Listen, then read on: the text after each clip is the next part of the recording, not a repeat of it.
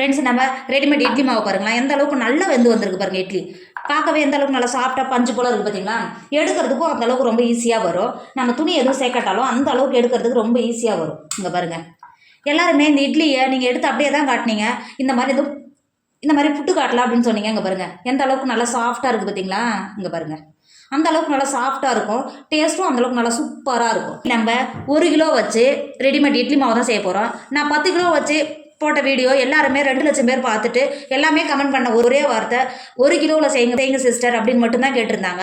அதுக்காக மட்டும்தான் இந்த வீடியோ. கண்டிப்பாக நீங்களும் ட்ரை பண்ணுங்கள். அந்த அளவுக்கு இட்லி சாப்பிட்டா சூப்பராக இருக்கும். நம்ம 1 கிலோ வச்சு ரெடிமேட் இட்லி மாவு எப்படி செய்யலான்னு பார்க்கலாமா? Hi friends, welcome to Kerala சமையல். கேரளா சமையலில் 1 கிலோ மாவு வச்சு ரெடிமேட் இட்லி மாவு தான் செய்ய போகிறோம். வாங்க எப்படி செய்யலான்னு பார்க்கலாம். ரெடிமேட் இட்லி மாவு தான் நம்ம செய்ய போகிறோம். அதுவும் இது நம்ம வீட்டிலே மிக்சியில் தான் அரைக்க போகிறோம்.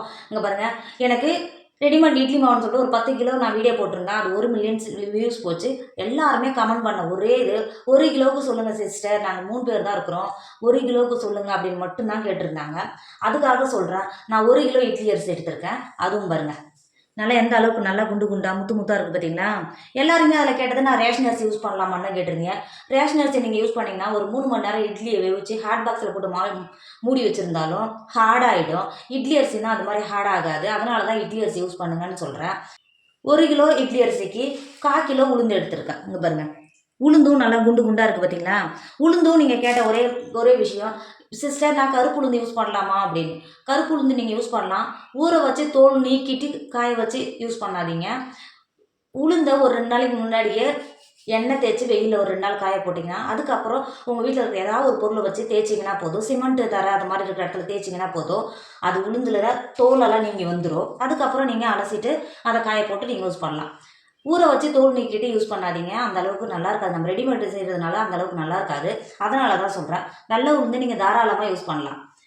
இங்கே பாருங்கள், 1/4 கிலோ உளுந்து நல்லா குண்டு குண்டாக இருக்குது பார்த்தீங்களா. இந்த மாதிரி எடுத்து யூஸ் பண்ணிங்கன்னா இன்னும் நல்லாயிருக்கும். அதுக்கப்புறம் 1 கிலோ அரிசி, 1/4 கிலோ உளுந்து, 4 டேபிள் ஸ்பூன் ஜவ்வரிசி எடுத்திருக்கேன். ஜவ்வரிசி சேர்த்திங்கன்னா இன்னும் நல்லா சாஃப்டாக இருக்கும். ஜவ்வரிசி அந்த அளவுக்கு உடம்புக்கு நல்லது இல்லைன்னு நீங்கள் நினைக்காதீங்க. ஜவ்வரிசி மரவள்ளி கிழங்குல இருந்து தான் செய்கிறது. ஜவ்வரிசி உடம்புக்கு ரொம்ப ரொம்ப நல்லது. கண்டிப்பாக யூஸ் பண்ணுங்கள். அது கூடவே 1/4 கப்பு நான் அவலும் எடுத்திருக்கேன்.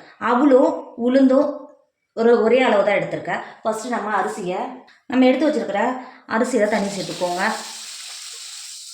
தண்ணி சேர்த்து ஒரு 3 தடவை இந்த மாதிரி தண்ணி மாற்றி நல்லா கழுவிட்டு தண்ணியை வடிகட்டி எடுத்துக்கோங்க. இங்கே பாருங்கள், நம்ம கை வச்சு இது மாதிரி பிசைஞ்சு கழுவும் போது தண்ணி எந்த அளவுக்கு நல்லா கலர் மாதிரி வருது பார்த்தீங்களா. இங்கே பாருங்கள், ஒரு 3 தடவை நல்லா கழுவிட்டு தண்ணியை வடிகட்டி எடுத்துக்கோங்க. இப்போ பாருங்கள், நல்லா ஒரு 3 தடவை கழுவிட்டு தண்ணி வடிகிறதுக்காக நம்ம தேங்காய் பால்லாம் வடிகட்டும் பார்த்தீங்களா. பால் வடிகட்டுறதை மாற்றி வச்சிங்கன்னா நல்லா தண்ணி நல்லா துளி கூட இல்லாமல் நல்லா வடிஞ்சிடும். ஒரு 5 நிமிஷத்துக்கு மாற்றி வச்சுக்கோங்க. 5 நிமிஷத்துலேயே நல்லா வடிஞ்சிடும். மாற்றி வச்சுக்கோங்க. இப்போ உளுந்தில் தண்ணி சேர்த்துக்கோங்க. சேர்த்துட்டு இந்த மாதிரி கை வச்சு நல்லா கழுவி எடுத்துக்கோங்க. கழுவிட்டு அதே மாதிரி தண்ணி வடிகட்டி எடுத்துக்கோங்க. இப்போ பாருங்கள், நான் உளுந்தையும் நல்லா கழுவிட்டு திரும்பவும் தேங்காய் பால் வடிகட்டும் பார்த்தீங்களா, அதில் தான் வடிகட்டிட்டு வந்திருக்கேன். அதில் நம்ம சட்டுன்னு தண்ணி நல்லா வடிஞ்சிடும். நான் எப்பயுமே இந்த மாதிரி வடிகட்டுற ஃபில்ட்ரு ஒரு 5 6 அது மாதிரி வாங்கி வச்சுருப்பேன். எந்த பொருள் யூஸ் பண்ணாலும் கழுவிட்டு தான் நான் யூஸ் பண்ணுவேன். கழுவிட்டு காய வச்சு தான் யூஸ் பண்ணுவேன். இப்போ பாருங்கள், எந்த அளவுக்கு தண்ணி நல்லா வடியுது பார்த்தீங்கன்னா. அரிசியோடு சேர்த்து ஒரு 5 நிமிஷத்துக்கு மாற்றி வச்சுக்கோங்க. பாருங்க, ஒரு 5 நிமிஷம் ஆயிடுச்சு. இங்கே பாருங்க, அரிசி எந்த அளவுக்கு நல்லா தண்ணி வடிஞ்சிருக்கு பார்த்தீங்களா. காய போடுறதுக்கு இந்த மாதிரி ஃப்ளாட்டான ஒரு பாத்திரம் எடுத்துக்கோங்க. நான் 1 கிலோன்றதுனால இந்த பாத்திரமே போதும். அடிக்கிற வெயிலில் ஒரே நாளில் நல்லா காஞ்சிரும். இப்போ நம்ம தண்ணியை நல்லா வடிகட்டி எடுத்து வச்சுருக்கோம்ல, அரிசியை இந்த பாத்திரத்தில் சேர்த்துக்கோங்க. நீங்கள் இதுக்கு பதிலாக காட்டன் துணி இருந்தால் கூட சேர்த்து கொடுத்துக்கோங்க. எனக்கு இது கரெக்டாக இருக்குது, அதனால தான் சேர்த்து கொடுத்துக்கோங்க. சேர்த்துட்டு இந்த தழையை கொடுத்துக்கோங்க. இந்த அளவுக்கு நல்லா தழையை கொடுத்துட்டு இப்போ இதை வெயிலில் காய போடுறதுக்கு ரெடி ஆகிடுச்சு. அடிக்கிற வெயிலில் ஒரு நாளில் நல்லா காஞ்சிரும். இப்போ இதை வெயிலில் காய வைக்கிறதுக்கு மாற்றி வச்சுக்கோங்க. திரும்பவும் ஒரு பிளேட் வச்சுக்கோங்க. நல்லா கழுவிட்டு தண்ணி வடிகட்டி எடுத்து வச்சுருக்கோம்ல, இப்போ உளுந்தை சேர்த்து கொடுத்துக்கோங்க. சேர்த்துட்டு உளுந்தையும் இந்த மாதிரி தழையை கொடுத்துக்கோங்க. சட்டுன்னு காஞ்சிரும். இந்த அளவுக்கு நல்லா சேர்த்து தழையை கொடுத்துட்டு நீங்கள் அரிசியும் உளுந்தையும் ஒன்றா சேர்த்து காய வைக்கக்கூடாது. இது தனித்தனியாக தான் சேர்க்கணும். இந்த அளவுக்கு சேர்த்து கொடுத்துட்டு அரிசி ஒரு பிளேட்லேயோ உளுந்து ஒரு பிளேட்லேயோ காய விடுங்க. இப்போ பாருங்கள், அடிக்கிற வெயிலில் ஒரே நாளில் அரிசி எந்த அளவுக்கு நல்லா காஞ்சிருக்கு பார்த்தீங்களா. அங்கே பாருங்கள், அதே மாதிரி உளுந்தும் பாருங்க எந்த அளவுக்கு நல்லா காஞ்சிருக்கு பார்த்தீங்களா. இப்போ இந்த உளுந்தையும் அரிசியும் நல்லா காஞ்சிச்சு. இந்த அளவுக்கு காஞ்சாவே போதும். இப்போ ஒரு கடாய் வச்சுக்கோங்க, அடுப்பால் புல்ல வச்சுக்கோங்க. நம்ம காய வச்சு எடுத்து வந்துருக்கோம்ல அரிசியை இந்த கடாயில் சேர்த்துக்கோங்க.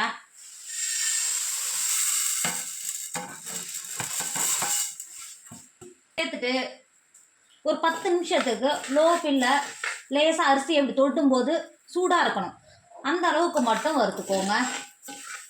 நம்ம மிக்சியில் வீட்லேயே அரைக்கிறதுனால மட்டும்தான் நான் வறுக்கிறேன். நீங்கள் மிஷினில் கொடுத்து அரைக்கிற மாதிரி இருந்தால் வறுக்கணும்னு அவசியம் கிடையாது. இந்த அளவுக்கு நல்லா காஞ்சி அரைச்சா மிஷினில் கொடுத்து அரைச்சாவே அவங்க நல்லா அரைச்சி கொடுத்துருவாங்க. நான் வீட்லேயே அரைக்கிறதுனால மட்டும்தான் நல்லா அரைஞ்சி வரணுன்றதுக்காக மட்டும்தான் ஒரு 10 நிமிஷத்துக்கு மட்டும் அரிசியை வறுத்துக்கோங்க. இப்படி தொட்டால் சூடாகணும், அந்த அளவுக்கு மட்டும் போதும், ஓவராக சூடாகக்கூடாது. வறுத்துக்கோங்க. இப்போ பாருங்க அரிசி ஒரு 10 நிமிஷம் கை பொறுக்கிற அளவுக்கு சூடாயிடுச்சு. இந்த அளவுக்கு தான் இருக்கணும், அப்போ தான் இட்லி கரெக்டாக இருக்கும். ஓவராக வறுந்து போகக்கூடாது. இந்த அளவுக்கு கை பொறுக்கிறதுக்கு சூடு இருந்தால் மட்டும் போதும். இப்போ மாற்றிக்கோங்க. அரிசியை மாற்றி கொடுத்துட்டு அதேமாரி நல்லா காய வச்சுருக்கிற உளுந்தையும் சேர்த்துக்கோங்க. உளுந்தையும் சேர்த்துட்டு அரிசி எப்படி வறுத்தீங்களோ அதேமாரி ஒரு 10 நிமிஷத்துக்கு மட்டும் உளுந்து நல்லா சூடாகனா போதும், அந்த அளவுக்கு மட்டும் வறுத்துக்கோங்க. இப்போ பாருங்கள் ஒரு 5 நிமிஷம் ஆயிடுச்சு. உளுந்தும் நல்லா கை பொறுக்கிற அளவுக்கு சூடு இருக்குது. இப்போ உளுந்தையும் மாற்றிக்கோங்க. உளுந்தை நீங்கள் மாற்றும் போது அரிசி வேறு உளுந்து வேறு தான் மாற்றி வைக்கணும், அப்போ தான் அரைக்கும் போது கரெக்டாக இருக்கும். இப்போ உளுந்தை மாற்றி கொடுத்துட்டு நம்ம ஜவ்வரிசி எடுத்து வச்சுருக்கோம்ல, ஜவ்வரிசி உள்ள சேர்த்துக்கோங்க. சேர்த்துட்டு ஜவ்வரிசியை ஃபஸ்ட்டு ஒரு 5 நிமிஷத்துக்கு வறுத்துக்கோங்க. இப்போ பாருங்கள் ஒரு 5 நிமிஷம் ஜவ்வரிசி நல்லா வறுந்துருச்சு. இது கூடவே நம்ம 1/4 கப்பு அவல் எடுத்து வச்சுருக்கோம்ல, அவளையும் உள்ள சேர்த்துக்கோங்க. சேர்த்துட்டு அவளை ஒரு 5 நிமிஷம் மட்டும் வறுத்துக்கோங்க. இப்போ பாருங்கள் ஒரு 5 நிமிஷம் ஆயிடுச்சு. அவளும் நல்லா சூடாயிடுச்சு. நம்ம ஏற்கனவே உளுந்து மாற்றி வச்சுருக்கோம் பார்த்தீங்களா, அது கூடவே இந்த அவளையும் ஜவ்வரிசியும் மாற்றிக்கோங்க. நம்ம வறுத்த அரிசியை இப்போ அரைக்கிறதுக்கு ரெடி ஆகிடுச்சு. இப்போ ஒரு மிக்சர் எடுத்துக்கோங்க. நம்ம மாற்றி வச்சுருக்கிற அரிசியை மிக்சருக்குள்ளே சேர்த்து கொடுத்துக்கோங்க. இந்த அளவுக்கு சேர்த்து கொடுத்துட்டு மிக்ஸி மூடி கொரப்பாக அரைச்சி எடுத்துக்கோங்க. நான் எந்த அளவுக்கு அரைக்கணுன்றதை நான் அரைச்சதுக்கப்புறம் காட்டுறேன் பாருங்கள். இப்போ அரைச்சி எடுத்துக்கோங்க. இப்போ பாருங்கள் நம்ம அரைச்சி எடுத்த அரிசி இந்த அளவுக்கு இருக்கணும். இங்கே பார்த்தீங்களா, நமக்கு ரவையெல்லாம் இருக்குது பாருங்கள், அதை விட கொஞ்சம் சின்னதாக தனித்தனியாக இருக்கணும். இங்கே பாருங்கள் இந்த அளவுக்கு இருந்தால் தான் இட்லி அந்தளவுக்கு நல்லா சாப்பிட்டா பஞ்சு போல் இருக்கும். இப்போ ஒரு பவுல் வச்சுக்கோங்க. நம்ம அரைச்சி எடுத்து வச்சுருக்கோம்ல அரிசி மாவை பாத்திரத்துக்கு சேர்த்து கொடுத்துக்கோங்க. சேர்த்து கொடுத்துட்டு பாக்கி இருக்கிற அரிசியும் இதே மாதிரி அரைச்சி சேர்த்துக்கோங்க. பாக்கி இருக்கிற மாவையும் அரைச்சி எடுத்துட்டோம். இப்போ மாற்றி வச்சுக்கோங்க. அரிசியை மாற்றி கொடுத்துட்டு அதே மிக்சரில் நம்ம வறுத்து எடுத்து வச்சுருக்கோம்ல உளுந்து ஜவ்வரிசி அதெல்லாம் மிக்சருக்குள்ளே சேர்த்து கொடுத்துக்கோங்க. உளுந்து ஜவ்வரிசி அவள் இதெல்லாம் சேர்த்து கொடுத்துட்டு மிக்ஸி மூடி நல்லா பவுடராக அரைச்சி எடுத்துக்கோங்க.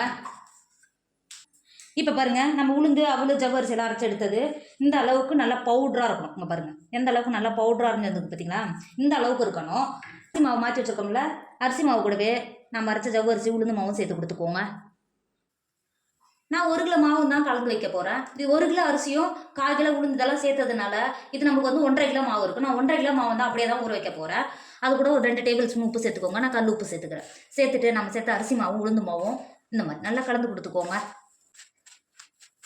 இந்த அளவுக்கு நல்லா கலந்து கொடுத்துட்டு 1.5 லிட்டர் தண்ணி சேர்த்துக்கோங்க. கரெக்டாக இருக்கும், சேர்த்து கொடுத்துக்கோங்க. சேர்த்துட்டு கை வச்சு மாவு நல்லா கலந்து கொடுத்துக்கோங்க. நம்ம சேர்த்த உளுந்து மாவும் அரிசி மாவும் உப்பு இதெல்லாம் சேர்ந்து வர மாதிரி நல்லா கை வச்சு கலந்து கொடுத்துக்கோங்க. நீங்கள் தண்ணி சேர்க்கும் போது பார்த்து சேர்த்துக்கோங்க. நீங்கள் எடுக்கிற அரிசிக்கு கொஞ்சம் வித்தியாசம் இருக்கும், அதனால தான் சொல்கிறேன். நீங்கள் கொஞ்சம் கொஞ்சமாக சேர்த்து கூட நல்லா கலந்து கொடுத்துக்கோங்க.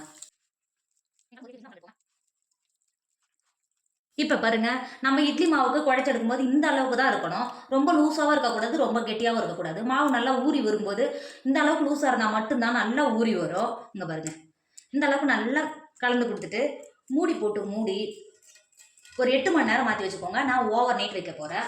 மாற்றி வச்சுக்கோங்க. மாவு நல்லா புளிச்சு பொங்கி வரும், மாற்றி வச்சுக்கோங்க. இப்போ பாருங்கள் மாவு எந்த அளவுக்கு நல்லா புளிச்சு வந்துருக்கு பார்த்தீங்களா. இங்கே பாருங்கள் இந்த அளவுக்கு நல்லா பிடிச்சிருந்தா இட்லி அந்த அளவுக்கு நல்லா சாஃப்டாக இருக்கும். இங்கே பாருங்கள் நான் ஃபஸ்ட்டு பிளேட்டு போட்டு தான் மூடியிருந்தேன். ஒரு நேரத்தில் எழுந்து பார்க்கும்போது மாவு நல்லா பொங்கி வந்ததுனால நான் பிளேட்டை மாற்றி மூடி வச்சுருந்தேன். இப்போ நல்லா கலந்து கொடுத்துக்கோங்க. கலந்து கொடுத்துட்டு உப்பு கரெக்டாக இருக்கான்னு செக் பண்ணிக்கோங்க. செக் பண்ணி கொடுத்துட்டு உப்பு கம்மியாக இருந்தால் சேர்த்து கொடுத்துக்கோங்க. இந்த அளவுக்கு கெட்டியாக இருந்தால் தான் இட்லி ஊற்றுறதுக்கு கரெக்டாக இருக்கும். இப்போ இது மாவு இட்லி ஊற்ற ரெடி ஆகிடுச்சு. மாவை மாற்றி வச்சுக்கோங்க. இட்லி ஊற்றுறதுக்கு இட்லி பாத்திரம் எடுத்துக்கோங்க. என்கிட்ட எல்லாருமே கேட்டது இந்த இட்லி பாத்திரம் அப்படி இருக்குது இப்படி இருக்குது அது மாதிரி தான் சொன்னீங்க. என்கிட்ட இருக்கிறது இது மட்டும்தான். இது பார்க்குறதா உங்களுக்கு இட்லி ஊற்றினா அவ்வளோ ஒரு சூப்பராக வரும். இது நல்ல பாத்திரம் தான். இப்போ இட்லி நம்ம துணி எதுவும் சேர்க்க போகிறது கிடையாது. நான் துணி எதுவும் சேர்த்து இட்லி செய்ய மாட்டேன். அதனால ஒரு டேபிள் ஸ்பூன் எண்ணெய் சேர்த்துக்கோங்க. எண்ணெய் சேர்த்து எல்லாம் புளியில் படுற மாதிரி இது மாதிரி தேய்ச்சி கொடுத்துக்கோங்க. பாத்திரத்துக்கு இது மாதிரி தேய்ச்சி கொடுத்துக்கோங்க. இப்போ வருங்க 2 இட்லி பாத்திரத்து எண்ணெய் தேய்ச்சி கொடுத்துட்டோம். மாவுங்க பாருங்க நல்லா கலந்து வச்சுருக்க மாவு வந்து இந்த அளவுக்கு கொஞ்சம் எக்ஸ்ட்ராவே சேர்த்துக்கோங்க. அப்போ தான் இட்லி நல்லா பொங்கி நல்லா வெந்து வரும். இந்த அளவுக்கு சேர்த்து கொடுத்துக்கோங்க. இந்த அளவுக்கு ஊற்றி கொடுத்துட்டு இட்லி வேக வைக்கிறதுக்கு இட்லி பாத்திரத்தில் தண்ணி வச்சு எந்த அளவுக்கு நல்லா தண்ணி கொதிக்க ஆரம்பிச்சிச்சு பார்த்தீங்களா? இப்போ நல்லா கொதிக்க வச்சு வேக வச்சா மட்டும்தான் இட்லி நல்லா புஷ்ஷுன்னு பொந்தி நல்லா வெந்து வரும். இப்போ நம்ம இட்லி பிளேட்டை உள்ள இறக்கி வச்சுக்கோங்க. இந்த மாதிரி இறக்கி சேர்த்துட்டு மூடி போட்டு மூடி இட்லியை ஹை ஃபில்லில் 7 நிமிஷமோ லோ ஃபில்லில் 3 நிமிஷமோ வேக விடுங்க. 10 நிமிஷம் போதும் சட்டுன்னு இட்லி வெந்து வந்துடும். இப்போ வேக விடுங்க. இப்போ பாருங்கள் இட்லியை வேக விட்டு 10 நிமிஷம் ஆயிடுச்சு. இங்கே பாருங்கள் எந்த அளவுக்கு நல்லா குண்டு குண்டாக வெந்து வந்திருக்கு பார்த்தீங்களா? அந்த அளவுக்கு நல்லா சாஃப்டாக இருக்கும். இங்கே பாருங்கள். இப்போ இது வெளில எடுத்துக்கோங்க. வெளில எடுத்துகிட்டு 5 நிமிஷத்துக்கு நல்லா ஆற விடுங்க. இப்போ பாருங்க நம்ம இட்லி எந்த அளவுக்கு நல்லா புசுன்னு வெந்து வந்திருக்கு பார்த்தீங்களா? அங்கே பாருங்க அந்த அளவுக்கு நல்லா சாஃப்டாக இருக்கும். எடுக்கிறதுக்கும் ரொம்ப ஈஸியாக எடுக்கிறதுக்கு வரும். இங்கே பாருங்க இன்னும் ஒரு 5 நிமிஷம் நல்லா ஆறிடுச்சுன்னா அந்த அளவுக்கு நல்லா சாஃப்டாக இருக்கும். எடுக்கிறதுக்கு அந்த அளவுக்கு ஈஸியாக வரும்.